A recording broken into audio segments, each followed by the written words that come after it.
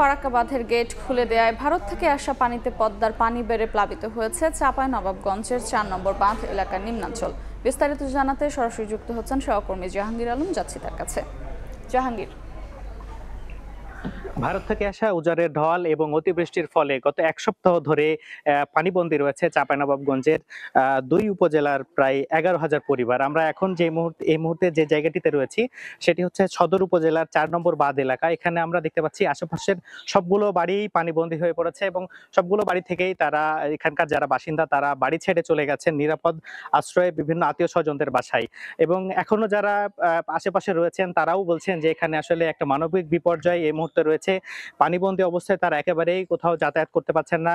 খাবারের ব্যাপক সংকট রয়েছে, এখানে চিকিৎসার ব্যাপক সংকট রয়েছে। তারা বলছেন যে আসলে এই মুহূর্তে ব্যাপক মানবিক সংকট এবং মানবিক সাহায্য প্রয়োজন। আসলে স্থানীয় প্রশাসন বলছে যা তারা পাচ্ছে সেটি আসলে খুবই অপ্রতুল, যার কারণে স্থানীয় যারা গণ্যমান্য স্থানীয় যারা হচ্ছে ব্যক্তি রয়েছেন বা ব্যক্তিগত উদ্যোগে বা সাংগঠনিকভাবে আসলে এই মানবেতর যারা জীবনযাপন করে তাদের পাশে দাঁড়ানোর আহ্বান জানিয়েছেন। ওদিকে পানি উন্নয়ন বোর্ড বলছে গত ১৫ ঘন্টায় সকাল ৯টার সর্বশেষ যে আপডেট, সেখানে তারা বলছে যে ১ সেন্টিমিটার পানি কমেছে, অর্থাৎ স্থিতিশীল অবস্থায় যাওয়ার একটা প্রক্রিয়া এই মুহূর্তে রয়েছে। ১ সেন্টিমিটার পানি কমেছে এবং আগামী কয়েকদিনের মধ্যেই পানি উন্নয়ন বোর্ড বলছে আগামী কয়েকদিনের মধ্যে পানি একেবারেই স্বাভাবিক পর্যায়ে চলে আসবে এবং পানিবন্দী মানুষরা এ থেকে রেহাই পাবে বলে মনে করছেন তারা। তো এই ছিল চাঁপাইনবাবগঞ্জের নিম্নাঞ্চল প্লাবিত হওয়ার সর্বশেষ। সরাসরি যুক্ত ছিলাম চাঁপাইনবাবগঞ্জে।